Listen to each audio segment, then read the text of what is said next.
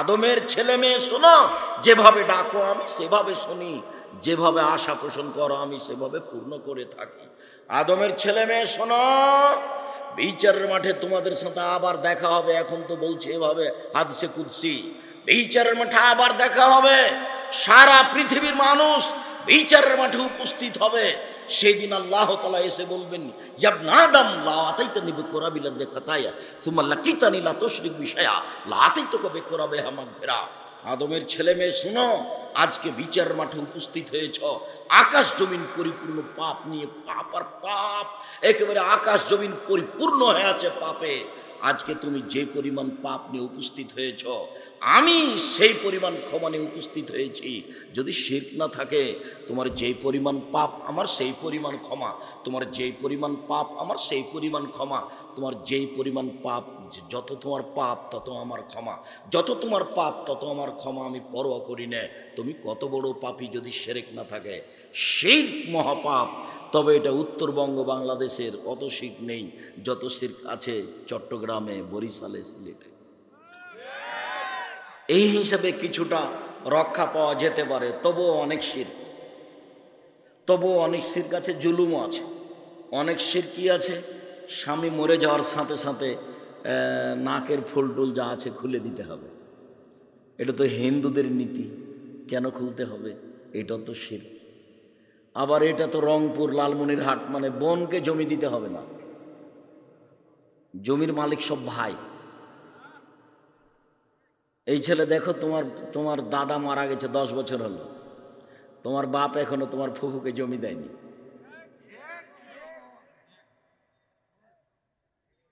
তুমি কি ভুলে গেলে তোমার বাপকে আমি কুকুর শিলিকের চেয়ে বেশি খারাপ বলেছি?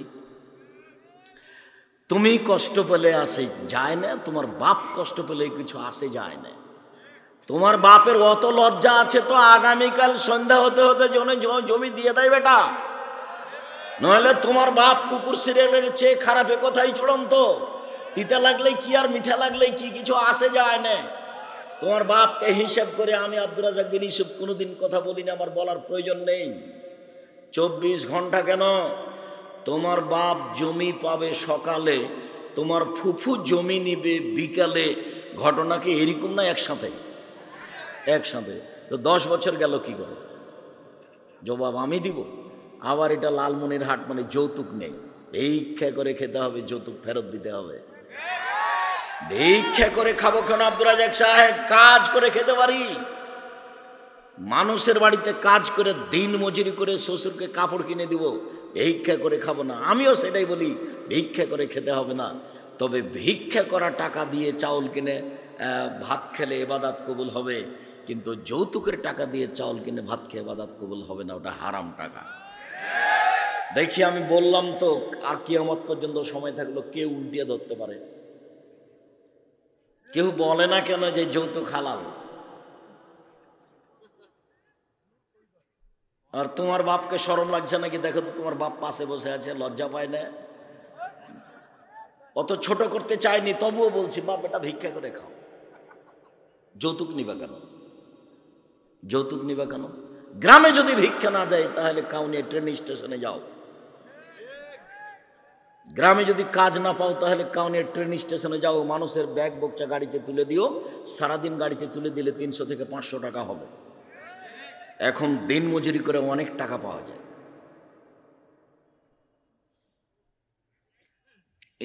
এই পথে আসতে হবে, বিকল্প পথে বেঁচে কোনো লাভ নেই। ব্যবসা বাণিজ্য করেন, টাকা বেশি হবে, মানুষের উপকার করতে পারবেন। আর চাকরি করবেন, মাসের 25 দিন যেতে না যেতে টাকা শেষ হবে। চাঁপাইনবাবগঞ্জের আছে এর মতো। ওরা বিদেশে যায় না, ওরা ব্যবসা করে না, ওরা শুধু মাস্টারি করে, শিক্ষকতা করে, বেতন পায়, 25 দিনে শেষ হয়। আর বাকি 5 দিন ধার কর্য করে চলে। আবার যখন বেতন পায় তখন ধার কর্য পরিশোধ করতে করতে আবার 25 দিনে শেষ হয়। তো বাপ মায়ের কি উপকার করবে, জাতির কি উপকার করবে? জাতির উপকার করতে হলে ব্যবসা করতে হবে। ব্যবসা ছাড়া জাতির উপকার করা যায় না। তাই তো আল্লাহ রাসূল বলছেন, ব্যবসার মর্যাদা উল্লেখ করতে বলছেন না, তাজেরা সাদেকাল আমিন ইয়াকুনু ইয়াউমাল কিয়ামাহ মাল আম্বিয়া ওয়াস সিদ্দিক ওয়াস শুহাদা। যারা সত্যবাদী বিশ্বস্ত ব্যবসায়ী, তারা বিচারের মাঠে নবীগণের সাথে থাকবেন, শহীদদের সাথে থাকবেন, সলেহ নেককার মানুষদের সাথে থাকবেন, সত্যবাদী বিশ্বস্ত ব্যবসায়ী যারা। আবার বলছেন আর তিজারাত মাল কিদবল হালাফ, ব্যবসা অনেক সময় মিথ্যা কথাই হয়ে যায়, অনেক সময় কসমে হয়ে যায়। ফাশুবহ বিসাদকা, দান খারাপ করে পূর্ণ করে দাও। ব্যবসা দিয়ে মানুষের উপকার করতে পারবেন, ফকির মিসকিনের উপকার করতে পারবেন, অসহায় মানুষের উপকার করতে পারবেন, জামিয়া সালাফের উপকার করতে পারবেন। দিন মজুরি করে উপকার করা যাবে না। 25 দিনই টাকা শেষ হবে, দিবেন কাকে? বাপ মাকে দেওয়া যাবে না।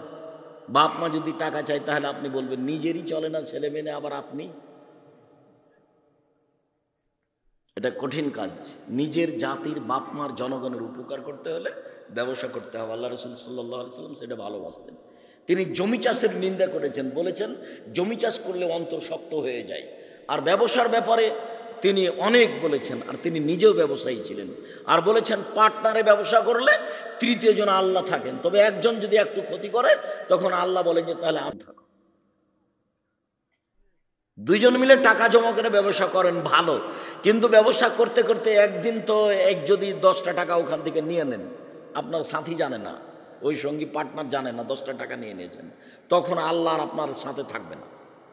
এখন আল্লাহ বলবেন যে তোমরা দুইজন থাকো, আমি গেলাম। আর যতক্ষণ পর্যন্ত আর একজনের ক্ষতি করবেন না ততক্ষণ ব্যবসা কয়জনে চলছে? 3 জনে চলছে। হাদিস কিন্তু বুখারী মুসলিম।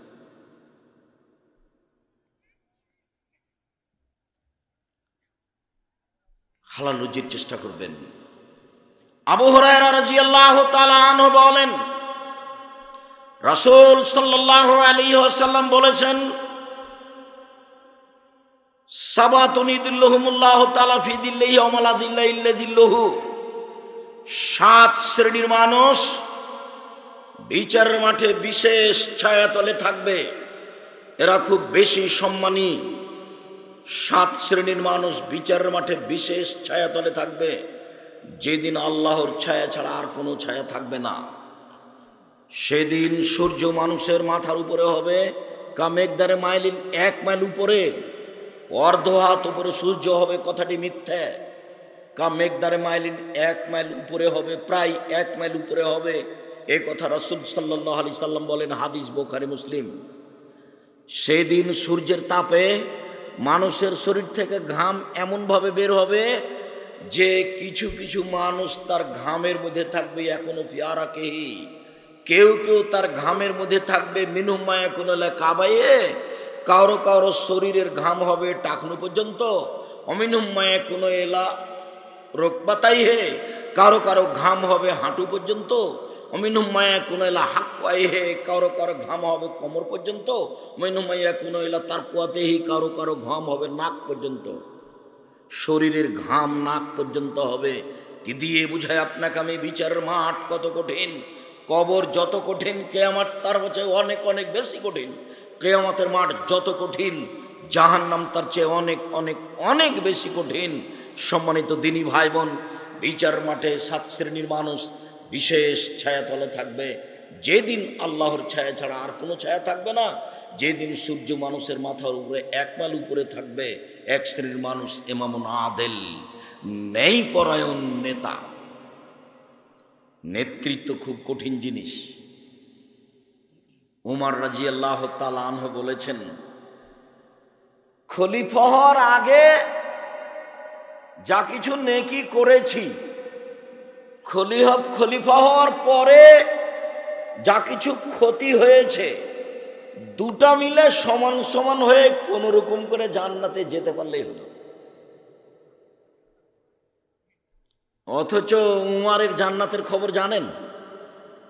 আল্লাহ রাসূল বুখারী মুসলিমের হাদিস, স্বপ্নে জান্নাত দেখলেন, ঘুরলেন, দেখলেন একটা খুব টকটকে ঝকঝকে ঘর, পাশে একজন বৃদ্ধা মহিলা। আল্লাহর নবী জিজ্ঞাসা করলেন, মহিলা বলতে পারো এই ঘরটি কার? বোঝা যাচ্ছে আল্লাহর নবী গায়েবের খবর জানেন না। তখন মহিলাটি বলছে ঘরটি হচ্ছে উমারের।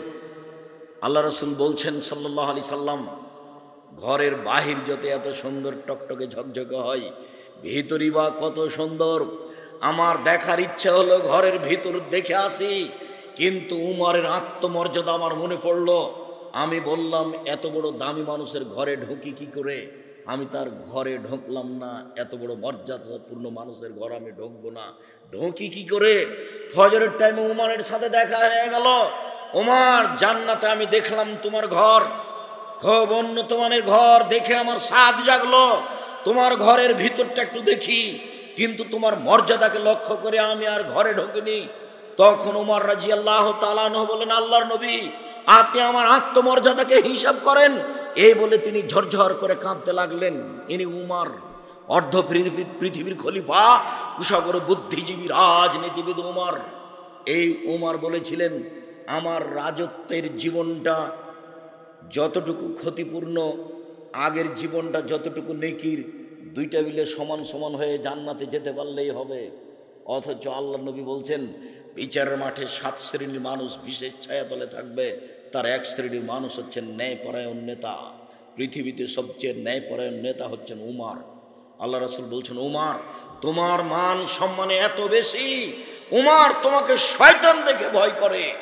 উমর, তোমার ঈমান এত বেশি, তুমি যে রাস্তা দিয়ে হাঁটো সে রাস্তা দিয়ে শয়তান হাঁটে না। উমরের মান মর্যাদাই বেশি। রাসূল সাল্লাল্লাহু আলাইহি ওয়াসাল্লাম বলছেন, আমার পরে যদি কেউ নবী হতেন তাহলে উমর নবী হতেন। এই কথা মুহাম্মদ সাল্লাল্লাহু আলাইহি ওয়াসাল্লাম বলেন। রাসূল সাল্লাল্লাহু আলাইহি ওয়াসাল্লাম বলেছেন, যদি কাউকে 2 জনের নেতা করা হয়, 2 জনের, চেয়ারম্যান মেম্বার তো বহু দূরের কথা, কাউকে যদি 2 জনের নেতা করা হয়, আল্লাহ রাসূল বলছেন, জবেহা বেগারে সিকিন, তাকে ছুরি ছাড়াই জবে করে দেওয়া হলো। ছুরি ছাড়াই জবে করে দেওয়া হলো, 2 জনের যাকে দায়িত্বশীল করা হলো। মানে ছুরি ছাড়া মানুষকে জবে করা যায়? এই কথার অর্থ জবে নয়।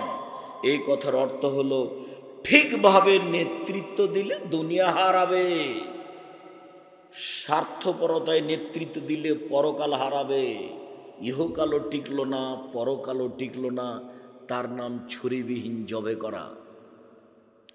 ঠিকভাবে নেতৃত্ব দিলে দুনিয়া টিকে না, বেঠিকভাবে নেতৃত্ব দিলে পরকাল টিকে না, তার নাম নেতৃত্ব। রাসূল সাল্লাল্লাহু আলাইহি ওয়াসাল্লাম বলছেন, বিচারের মাঠে বিশেষ ছায়াতলে 7 শ্রেণীর মানুষ থাকবে। তার এক শ্রেণীর মানুষ হচ্ছে ন্যায়পরায়ণ নেতা। 2, শাবুন নাশা ফি ইবাদাতিল্লাহ, বাল্য অবস্থায় ইবাদত অভ্যাসী যারা। এই ছেলে, বসো। পাশ থেকে কোনো বাচ্চা ছেলে উঠলে আপনি খেয়াল করবেন, আপনাকে একটু ধৈর্যের পরিচয় দিতে হবে। আপনি যে আরেকজনের সামনে দিয়ে হাঁটছেন, কিছুক্ষণ পরে তো আমরাই আলোচনা ছেড়ে দেবো, তো ও তো আমার কথা ধরতে পারবে না, খেয়াল করতে পারবে না। আমি যে আল্লাহর নবীর হাদিস অনুবাদ করছি তা আপনার কারণে তো বুঝতে পারছে না। এমনভাবে বসে থাকবেন পাথর যেন মনে করে আপনি পাখি, পাখি যেন মনে করে আপনি পাথর, পাখি যেন মনে করে আপনি পাথর।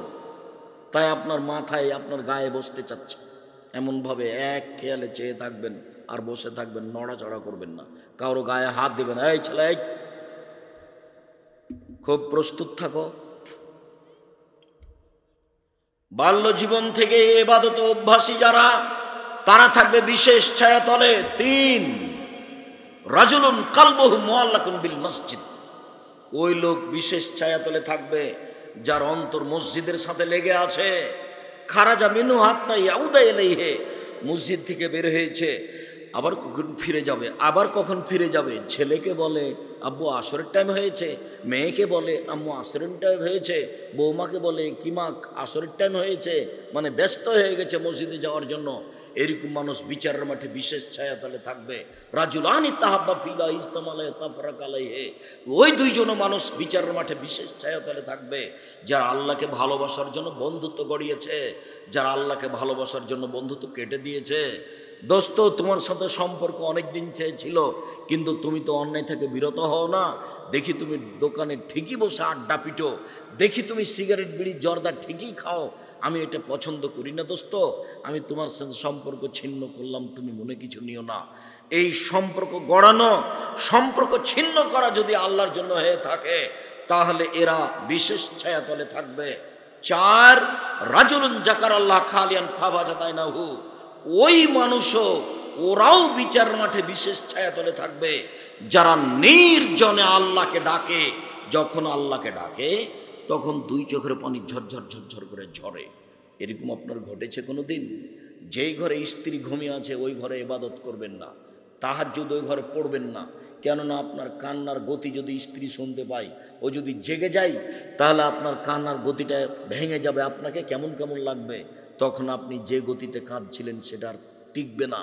আল্লাহর ভীতিতে কান্নাকাটি করতে হবে, চোখের পানি ঝরঝর করে ঝরবে। তখন আল্লাহ দেখবেন এ সত্যি কাঁদছে, তখন আপনার জন্য সিদ্ধান্ত হয়ে যাবে বিশেষ ছায়া। জান্নাত তো হবেই, জান্নাত তো হয়েই আছে।